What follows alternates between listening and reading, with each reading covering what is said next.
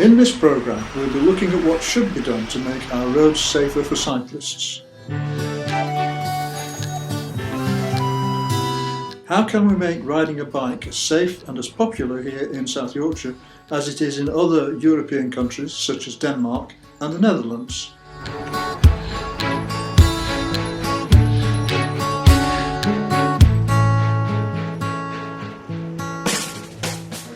I'm sure everybody knows all the benefits of riding, whether it's keeping yourself healthy and fit, so reducing air pollution.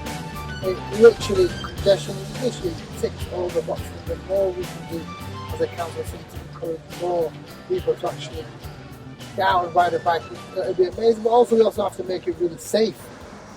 I used to cycle on roads when I was younger, cycling to and from work. With the traffic nowadays, the busyness of the roads, then I'd prefer to go on my mountain bike along canal towpaths and across country fields and through woodlands. And I enjoy that a lot more. I wouldn't like to cycle in a town. I'm very nervous about the traffic. So especially from here, whichever direction you go in, there's lots of traffic. So it's very difficult for me as a relative beginner, really, to get the confidence to go into traffic. Ridden through Sheffield, which was right through the centre, which was an experience. It wasn't an enjoyable experience. I was very aware of the huge amount of traffic, how vulnerable that you felt as a cyclist. Cycling in very busy conditions potentially could be life-threatening to you. Cyclists can suffer from a range of injuries depending upon what happens, whether you just fall off your bike, which might mean that you get cuts and abrasions or a broken wrist or even a broken collarbone. The collarbone is really easy to fracture. Or whether you get knocked off, and then obviously more serious injuries can happen, such as leg injuries, pelvis, back and neck, and even head injuries. If your head hits a car windscreen or even the floor, then that's going to cause a serious head injury.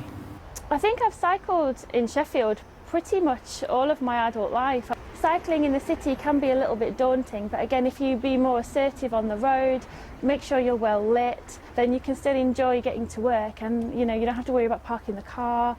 So much easier. I have got a bike. I sometimes go away cycling with the kids, but I don't cycle in Sheffield, and I wouldn't encourage my kids to cycle in Sheffield because I think it's too dangerous. I've been riding for 25 years and I don't ride on the roads in Sheffield. I ride on the pavements, and I know it's against the law, but it's really dangerous. The vast majority of cyclists want to cycle in a way that is safe, that helps them to feel as if they aren't going to be taken out by cars any moment. We shouldn't excuse drivers from for any of their poor behaviour either. A lot of the stories I get about why people don't cycle or bad experiences that they've had when they have been cycling are actually nothing to do with the council or the police or the infrastructure, but they're due to very poor driving. So we need to be really tough on that, and I'm absolutely persuaded that's the right thing to do. What happened with my accident is that somebody drew out in front of me. So I was cycling down fairly main street and somebody just pulled out of a driveway on the side and just pulled straight across my path. And, it's possible they didn't look, but it's also possible they looked and they didn't see. Once I really felt in danger, and I think I were a couple of inches from death, I think, when I look at it. My wife was in front of me and I just cycled a bit out to protect her a little bit. And then the next thing, this big Arctic lorry just comes zooming past me. And I don't know how I kept to my bike because he was that close to me. And I don't think he even saw me because he didn't. It was still going at, I would say, 40, 50 mile an hour. is this extraordinary idea of a car coming behind you wanting to turn left and just goes right in front of you to turn left. And they would never do that if it was another car. People overtake much closer, which is one of the reasons people give me for not wanting to cycle in Sheffield and this country more generally, which is they don't feel so safe. It's got to be safer. We've got to get cars away from bikes. For me, it would need to be traffic-free routes, really. What you essentially need is safe cycling routes where there's traffic, and I don't feel Sheffield does enough of that. Well, some of the things we push for as a green group is improvements to the infrastructure for cyclists, because that's what I think the real lack is in Sheffield at the moment. Sheffield has got some campaign groups. There's a big group called Cycle Sheffield that does a lot of campaigning on cycling and improving cycling in the city, so that's very active. We are keenly interested in the infrastructure. We think that it's only through physical change on the roads, the highways in Sheffield, that you will enable more people to cycle. So we look to the Netherlands or to Denmark, how they have enabled more people to cycle. It's through creating protected space on the roads for cycling, or reducing speeds and volume of motor traffic down so people feel that they are safe on the roads. Whenever there's a new kind of large scheme in Sheffield, we'll always look at the plans, try and make sure that cycling has been considered from as early as possible, rather than being kind of put in as an afterthought, which I think certainly has happened in the past. When cycling through town and following cycle lanes, it's very dangerous when the cycle lanes just end. They need to be more continuous so that you're not stuck precariously trying to rejoin often busy roads when the cycle lane comes to a sudden halt. And the roads could be better. So the surface of the road is important, and unseen potholes can cause people to fall off their bikes and cause serious injury. Famous Sheffield PFI, you might have heard of it on the news, to do with the trees. That's a 25-year programme by the council to improve the roads, but obviously they've signed that deal now. There's £2.2 billion is involved in that, and they've not included cycle infrastructure in that deal, so they're spending a huge amount of money on roads, but they're not building the cycle infrastructure while they're doing it, which is a huge missed opportunity. We asked Jack Scott whether he thought the private finance initiative with Amy for road repairs gave Sheffield Council the flexibility they need to introduce cycling infrastructure. That's partly written into our contract around Streets Ahead. That's not an issue for us at all. So we've seen, for example, the first orcas that there are now outside of London on Saxon Road, just off Chesterfield Road.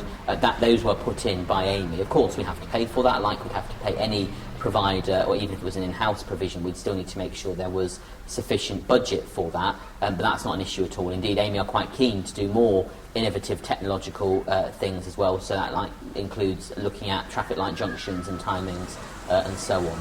There isn't very good provision out on the roads for bikes, and I mean, whenever you go to somewhere in continental Europe, you just think, wow, you could do this so differently. If you had something which has a little bit more dedicated road space, if you had more people cycling generally, that actually makes it much safer. So it's all right doing it over here. And actually I think it is slowly, but ever so slowly, getting that little bit better. The local authorities need to really include walking and cycling in their strategies, not be tokenistic about it, really integrate it into their strategies, and then have some resolve about it, not make compromises, and really just crack on and get good quality cycling infrastructure in place. If they do that, then they will find that the cyclists will come. More accessible cycle lanes, the pelican crossings or the traffic lights, having the big area in front for you to get to, so you can get in front of the traffic when you set off at junctions. Just be really wary of parked cars. Parked cars in cycle lanes is a real hazard. I think people would feel safer knowing they were away from the cars, so a nice big cycle lanes in the centre would help. What a lot of major cities need is a strategy to go from where we are now to a very safe cycling environment. A lot of the continental cities haven't always been like they are now. They've been places where, traffic dominated, but they took a long-term view, and that's something we need.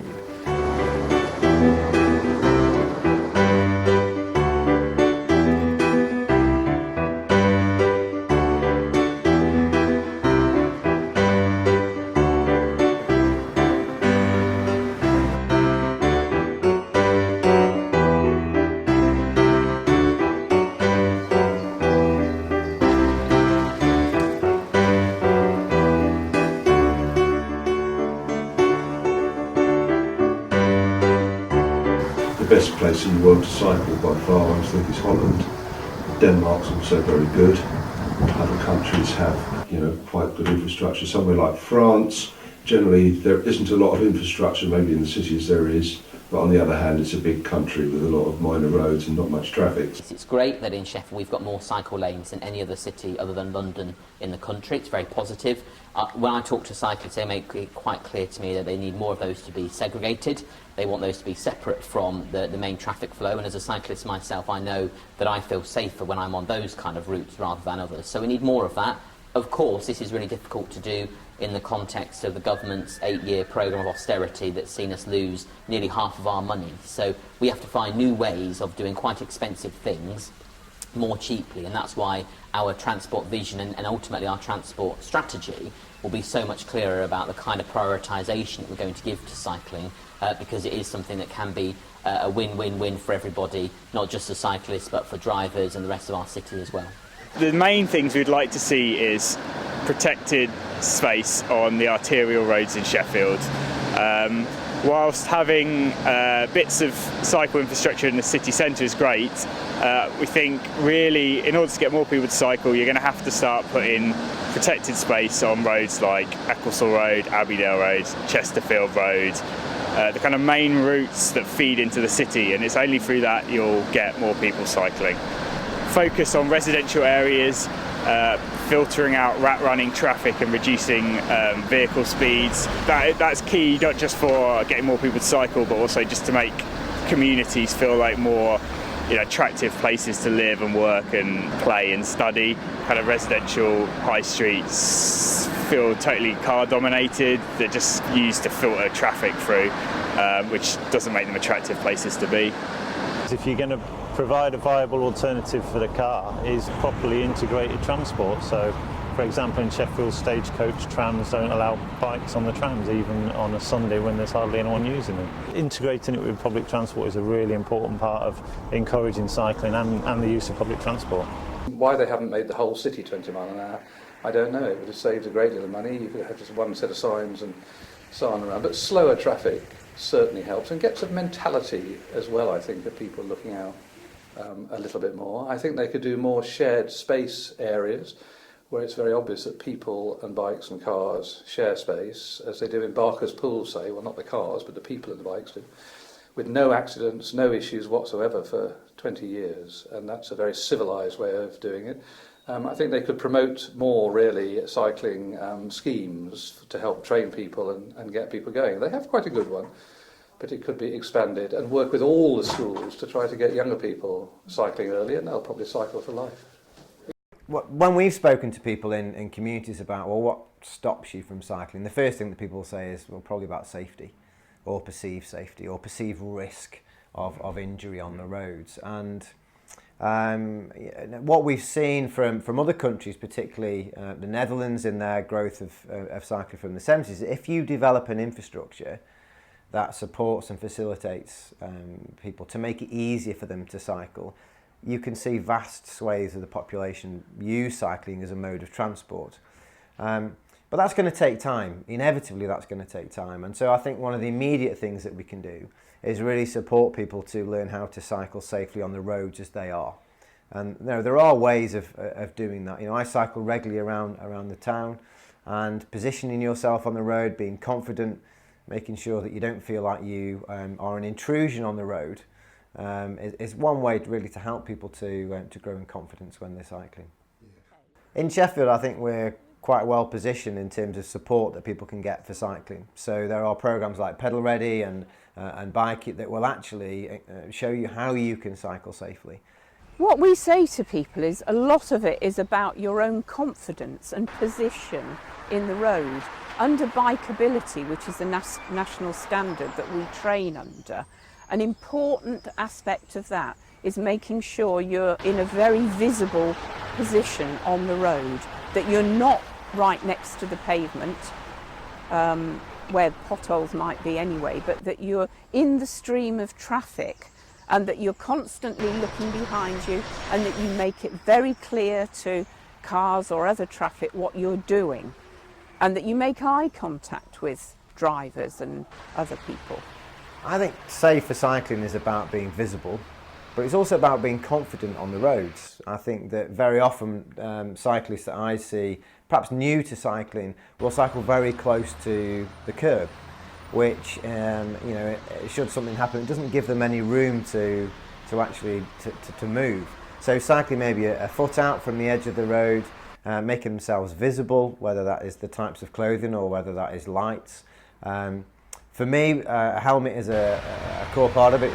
For lots of people, it isn't. There's evidence either way as to whether that actually makes you safer. There's certainly lots of evidence that says if you have an accident, you're more likely to have a less serious incident if you have got a helmet on, but whether you're more likely to be involved in one, the evidence is equivocal at the moment.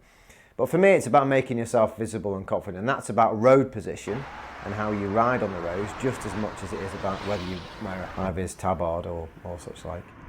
So I think there is an onus on cyclists to behave like users of the road. I think it's important to be on a roadworthy bike and to have lights and to wear visible equipment. I think the jury's out on whether it's actually does make you safer to wear a helmet or not. Me personally, I would never ride my bike without a helmet. When I see cyclists riding on the road without a helmet, I think, oh no, I hope they don't fall off, or I hope they don't get knocked off. Because without a helmet, your head is really vulnerable. I'm not really a girly girl. I don't normally wear pink out and about with my friends or when I'm at work. But I do find wearing pink as a cyclist, people single you out as a solo female rider. And I have found they do give you more of a wide berth when passing you. Whether or not guys are going to start wearing pink jerseys, I don't know, but it certainly works for me. For comfort and safety, I would say that in essence, basically, fluorescent sort of and reflective jackets or tabards or even Sam Brown type belts. Helmets, again, the law states that you do not need to wear a helmet, but I am very much a proponent of helmets. I wear one all the time myself. I choose a light colour because it's visible and it's got reflective detailing on it. Too many people, I'm afraid, go out cycling a bit light. Realistically, you need some puncture repair equipment, a pump to pump your tyres up, some patches and or an inner tube, and a multi-tool to adjust the little bits and pieces. I mean, that generally should be enough to keep you covered most of the time, There's an issue of respect. You particularly find that in places like France and Italy. There's a great deal of respect for cyclists, and that goes with the whole sport cycling scene. Things like the Tour de France, there's a better understanding of what it actually takes to be a cyclist, and that we seem to have this idea in the UK that cyclists are second-class citizens, the bottom of the pecking order.